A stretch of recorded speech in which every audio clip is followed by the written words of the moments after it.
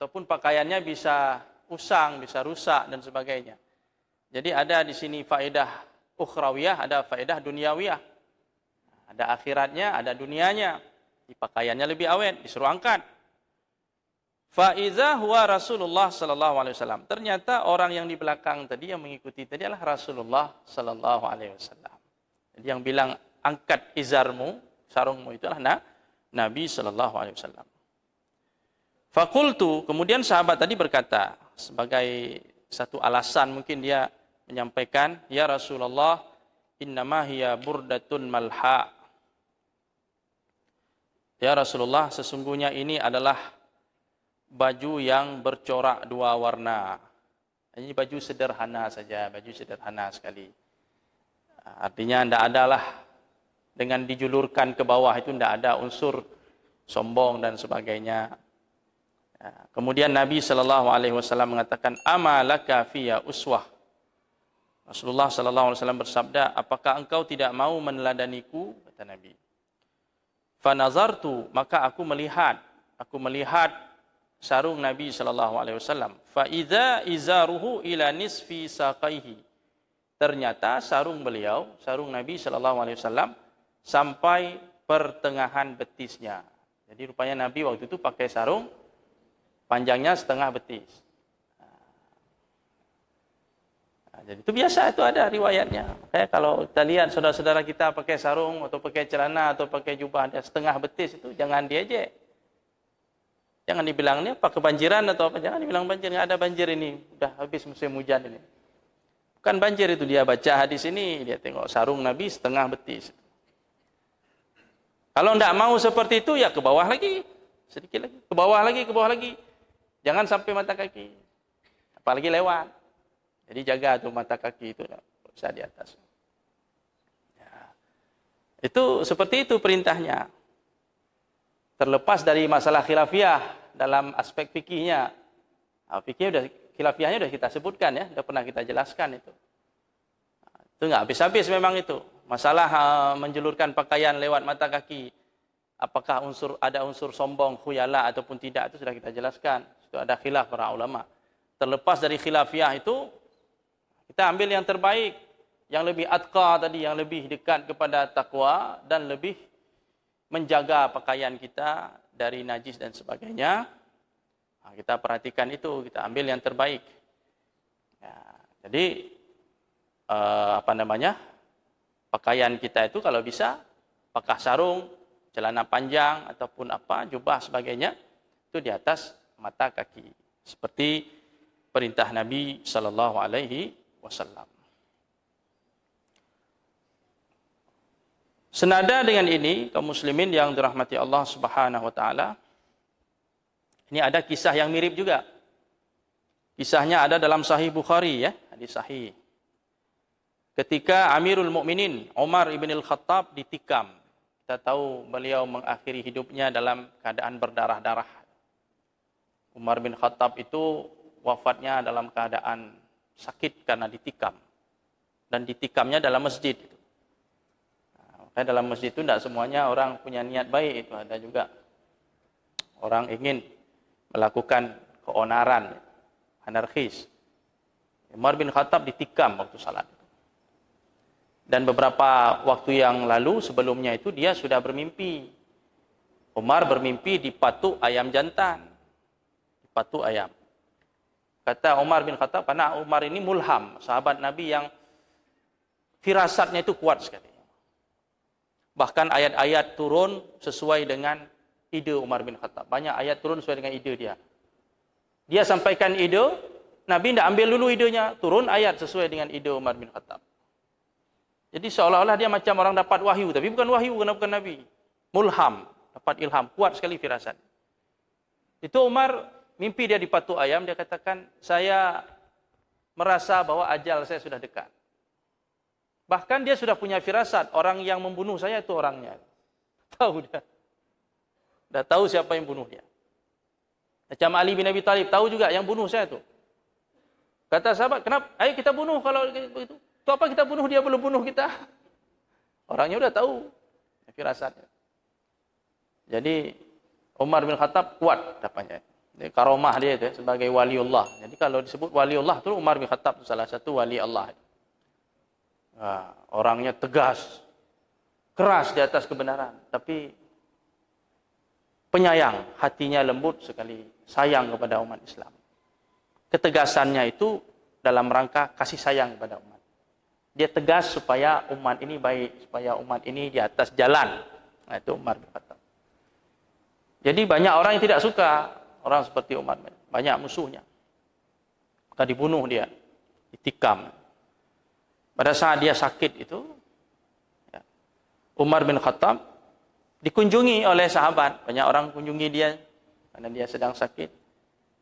Termasuk yang mengunjungi beliau adalah wajah rajulun syabun, datang seorang pemuda. Datang mengunjungi Umar bin Khattab. Dia mengatakan, "Abshir ya Amiral Mukminin bi busyrallahi lak." Bergembiralah, kabar gembira bagimu wahai Amirul Mukminin, yaitu kabar gembira yang datangnya dari Allah Subhanahu wa taala. Dan dikatakan min suhbati Rasulullah sallallahu alaihi wasallam. Karena kamu dulu wahai Amirul Mukminin telah bersahabat dengan Rasulullah, menjadi sahabat Rasulullah. Ini adalah kemuliaan. Sahabat Nabi sallallahu alaihi wasallam punya kemuliaan. Apalagi Umar ini as-sabiqunal awwalun, orang pertama masuk Islam, kemudian ikut dalam perang Badar, banyak lagi keutamaan. Ikut dalam baiat Ridwan, orang yang dijamin surga oleh Nabi, banyak kemuliaan-kemuliaan dia. Wa qadamin fil Islam, dan Anda adalah orang yang awal-awal masuk Islam. Maqad alimta, sebagaimana yang telah Anda ketahui. Summa ulita fa'adal, kemudian Anda dipercayakan menjadi pemimpin umat, menjadi khalifah, dan Anda berbuat adil. Disebutkan kebaikan-kebaikan Umar bin Khattab ini. Kemudian Anda mati syahid, dalam keadaan syahid seperti ini. Walaupun bukan syahid dalam artian mati fisabilillah, hadapan dalam perang, ini juga dapat pahala syahid, ya, seperti ini. Kemudian kata Umar, waditu an nazalika kafafun la alayya walali. Jadi apa yang sudah disebut ini, Umar itu sebenarnya dia bilang, Umar mengatakan, apa yang sudah kamu sebut itu kebaikan-kebaikan dalam Islam itu, saya berharap itu menjadi menjadi penghapus dosa. Jadi Umar tidak bangga, ya saya memang orang hebat, tidak. Dia bilang mudah-mudahan kebaikan-kebaikan itu menjadi penghapus dosa. Tidak ada yang lebih, artinya dia tidak merasa lebih. Karena Umar bin Khattab itu orang yang selalu introspeksi diri. Dia orang yang paling banyak menangis karena takut kepada dosa-dosa. Dia teringat bagaimana nasib dia nanti di akhirat. Takut dia, walaupun banyak ibadah dia, banyak kontribusi dia, tapi tidak membuat dia sombong. Inilah ciri orang beriman yang sebenar-benar iman, itu dia tidak hurur, tidak tertipu dengan kebaikan-kebaikan yang sudah dia lakukan dalam Islam. Bahkan waktu dia dipuji, dianggap itu biasa saja, jangan dilebih-lebihkan. Saya pun banyak dosa. Kalau bahasa kita, saya banyak dosa. Walaupun kamu sebut tadi banyak kebaikan, dosa saya pun banyak. Mudah-mudahan itu bisa menghapus yang ini. Jadi dia tidak merasa apa. Makanya orang-orang seperti itu dipuji oleh Nabi di depan mereka. Nabi SAW memuji Abu Bakar, memuji Umar, memuji Utsman, memuji Ali di depan mereka. Tidak ada masalah. Tidak berpengaruh. Bukan karena pujian itu kemudian mereka jadi orang yang sombong, jadi lupa diri. Tidak. Makanya boleh memuji orang kalau seandainya pujian itu tidak membuat dia berubah pribadiannya.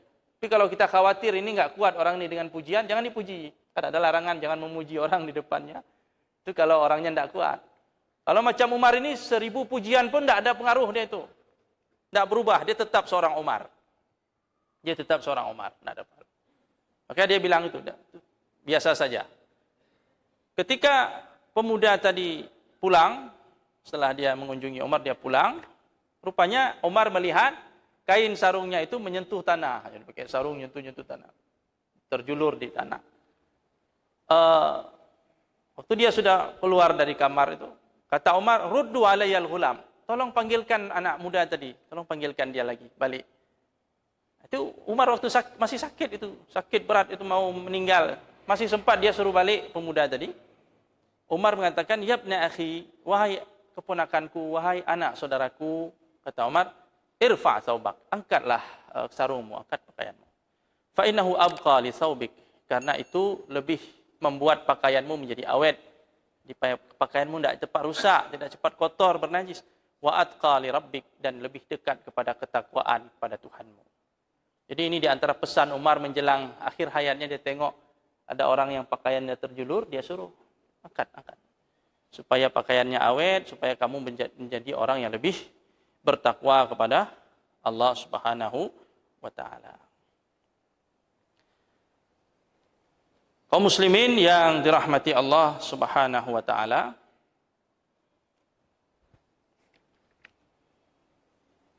kemudian hadis ke-121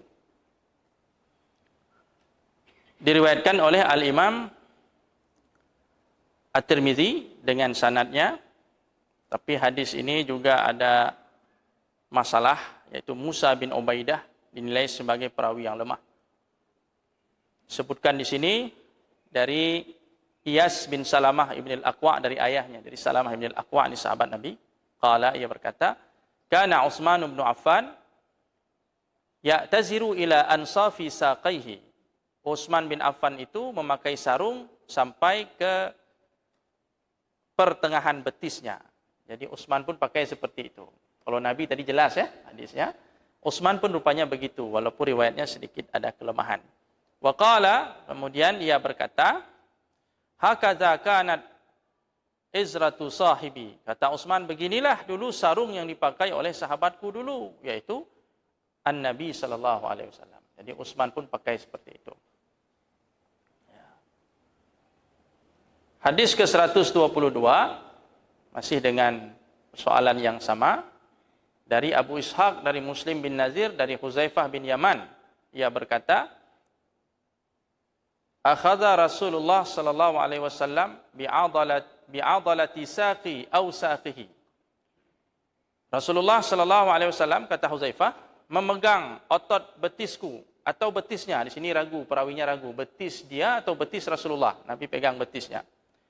Faqala, kemudian Nabi berkata, haza maudhi'ul izar, inilah tempat kain sarung. Artinya kain sarung kalau pakai sampai segini, sampai ke betis ini, setengah betis. Fa in abaita, jika engkau tidak mau seperti itu, fa asfal, maka lebih rendah lagi. Lebih di bawah lagi, di bawah betis lagi. Ya. Fa in abaita fala haqqa lil izar fil ka'bain. Jika tidak mau seperti itu, maka sarung tidak boleh sampai kepada mata kaki. Nah, di sini juga hadisnya sebenarnya ada sedikit masalah, ya. Ada seorang mudallis, dia meriwayatkan dengan cara an-anah, jadi dia ada masalah sedikit sebenarnya. Nah, tapi ya kita hadis ini terdukung oleh riwayat-riwayat tadi, ya. Nah, jadi intinya setelah dikaji oleh para ulama, kumpulkan dari berbagai jalur-jalur yang ada, versi-versi redaksi hadis yang berbeda-beda dalam tema yang sama, disimpulkan bahwa kalau pakai sarung itu setengah betis atau di bawahnya sedikit atau ke bawahnya lagi seperti yang kita pakai selama ini, itu sudah ikut sunnah sebenarnya. Cuma jangan sampai melewati mata kaki, itu kita jaga saja. Kita jaga tidak melewati mata kaki. Itu untuk orang laki. Kalau perempuan tidak apa-apa, lewat, memang suruh lewat. 1 jengkal, disuruh lebihkan roknya itu panjang 1 jengkal. Kata Ummu Salamah, ya Rasulullah, kalau 1 jengkal nanti kami jalan nampak itu telapak kaki kami. Kalau begitu 1 zira'. 1 zira' itu berarti segini disuruh lebihkan. Dan tidak boleh lebih 1 zira'. Makanya itu perempuan saya pakai pakaian panjang itu sampai menyapu tanah, itu tidak ada masalah, itu dimaafkan dalam agama.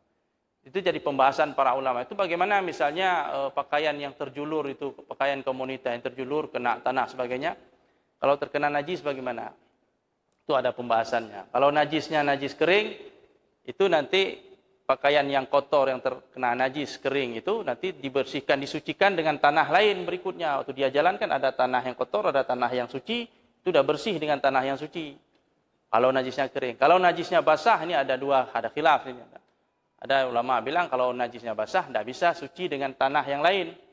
Harus dicuci dengan air. Ada yang bilang tetap dimaafkan. Nah, karena pakaiannya diperintahkan seperti itu. Kalau sekarang mungkin tidak ada yang sampai terjulur sampai satu jengkal atau 1 zira'. 1 zira' itu 1 hasta begini. Ya, mungkin dia pas-pas dengan dengan kaki, tapi dia pakai kaos kaki ya, sepatu kaos kaki. Setidaknya seperti itu. Baik kaum muslimin yang dirahmati Allah Subhanahu wa taala, demikian pengajian kita untuk malam yang berbahagia ini, mudah-mudahan bermanfaat. Aqulu qauli hadza wa astaghfirullah li wa lakum. Subhanakallahumma wa bihamdika asyhadu an la ilaha illa anta nastaghfiruka wa natubu ilaik. Assalamualaikum warahmatullahi wabarakatuh.